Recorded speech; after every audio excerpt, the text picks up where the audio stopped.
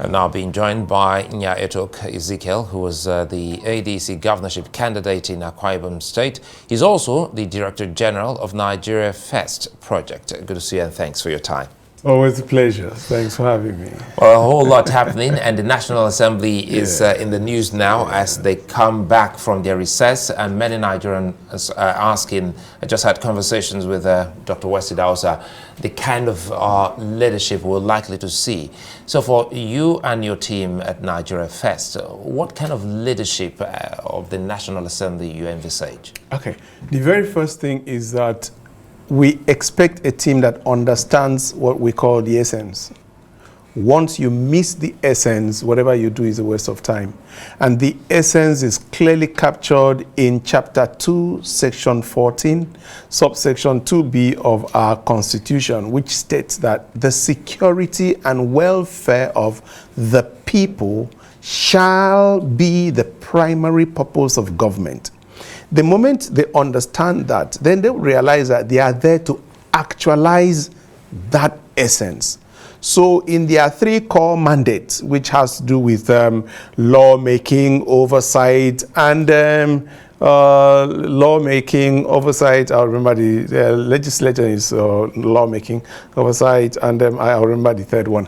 Once they understand these three basic functions, then they know that they are there not to feather their nest. They are there not to defend their parties.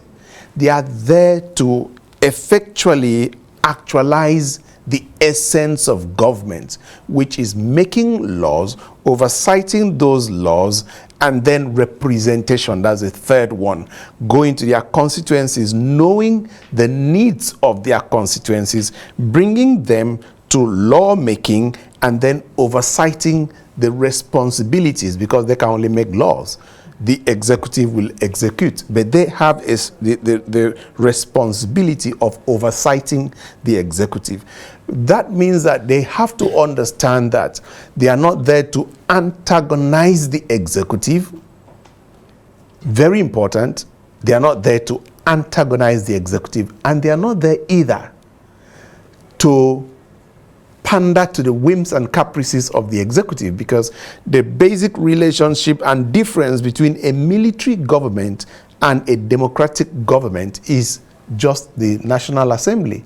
So if you did not have that extremely important function to execute, then you really have no business being there. It should just be the judiciary and the executive.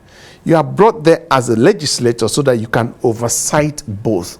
So you have to be friendly with the executive only to the extent that they do what you have asked them to do. Well, clearly this tells one thing: the campaigns are over, politics over, and this is about national interest. Yes. How much of understanding do you think our politicians, in this case lawmakers, have of this? I will say this. Sometimes we expect a cat to bark or a dog to meow. We have sent certain people to the National Assembly. The very first question we must ask ourselves is, did we send them, or did they take our sovereignty?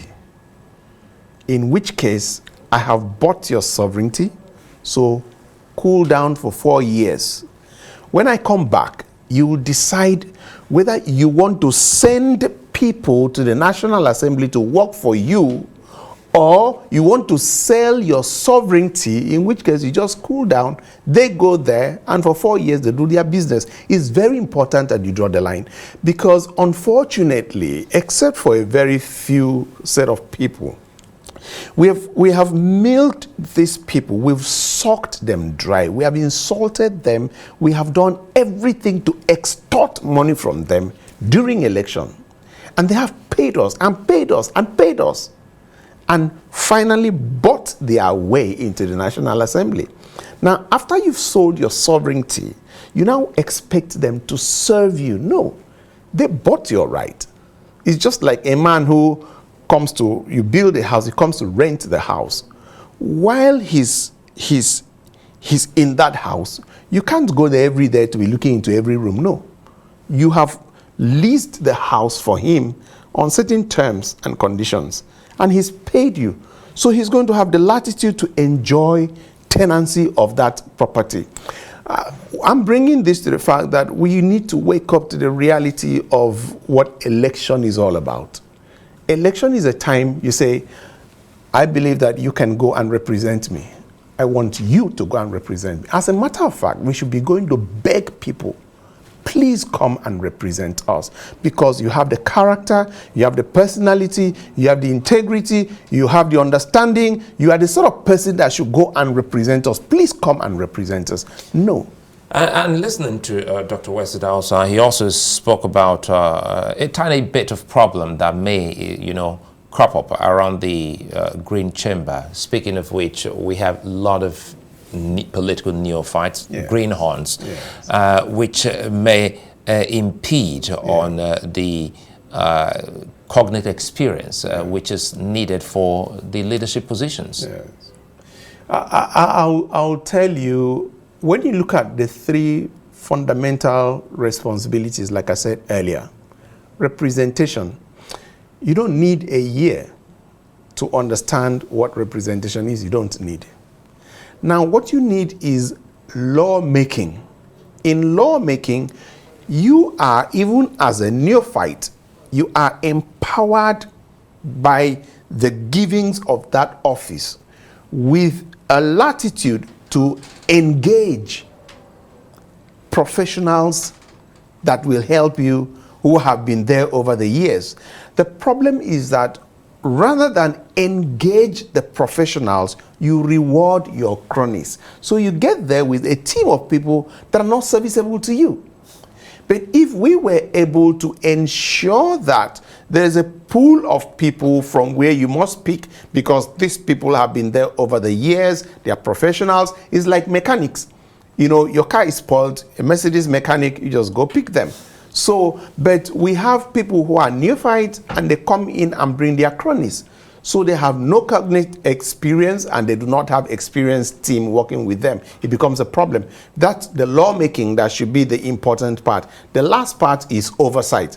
In oversight, you come into what they are supposed to be going into from tomorrow. Apart from the principal officers, they are going to be going into like committee chairmen. So the question is, I've been very close to the National Assembly, both the Senate and then the House of Reps. I've been consultant to them with respect to housing. And some housing committees, you just find some people and you shake your head.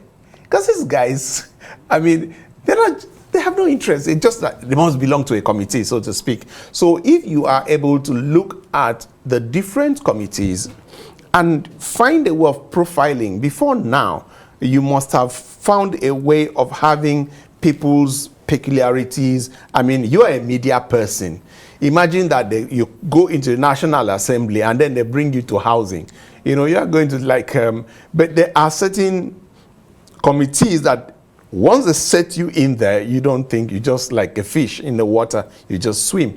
So I think that what my advice would be with respect to oversight, which is the third function, that they should try to put square pegs in square holes. But that is a problem, is a challenge, because the offices are largely, almost primarily, reward platforms.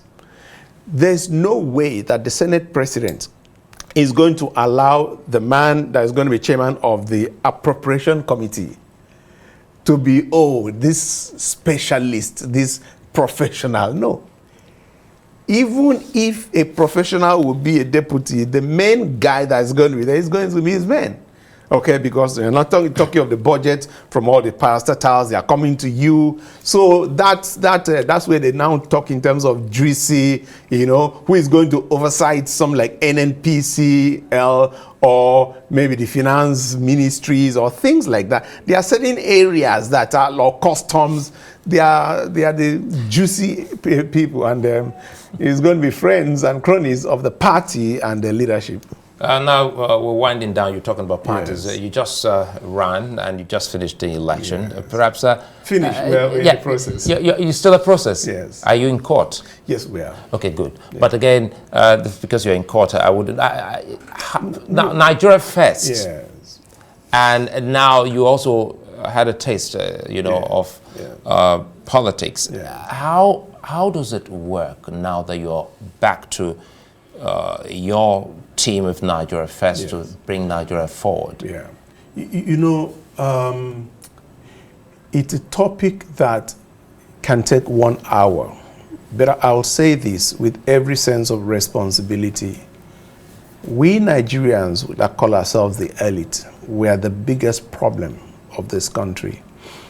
When the time for election comes, we abdicate our role and responsibility, and we allow people to undertake leadership recruitment profiling.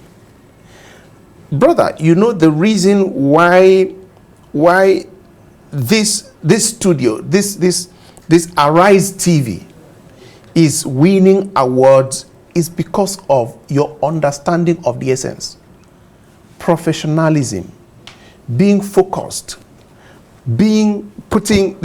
there's no way, no matter how close I am to your chairman, that is going to keep me as the anchor of this program.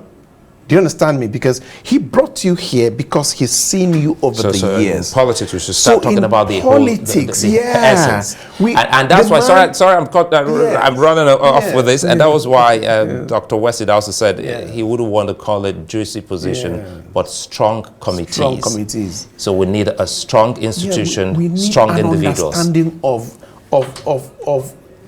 the responsibilities and what each action prognosticates, because for every, I have the 3 C's. For every chance that comes your way, there's a choice you must make. And for every choice that you make, there's a consequence of that choice. We have become the poverty capital of the world because we have allowed the wrong people to lead us in a country where we have the best brains in the world. They are resident in Nigeria. Yeah, Etok Ezekiel, many thanks for coming on Arise Prime Time. What a privilege. Thank you. Well, that's it for this edition of Arise Prime Time. Do join us again tomorrow from me and the entire team here in Nigeria's capital, Abuja. Many thanks for watching. Bye-bye.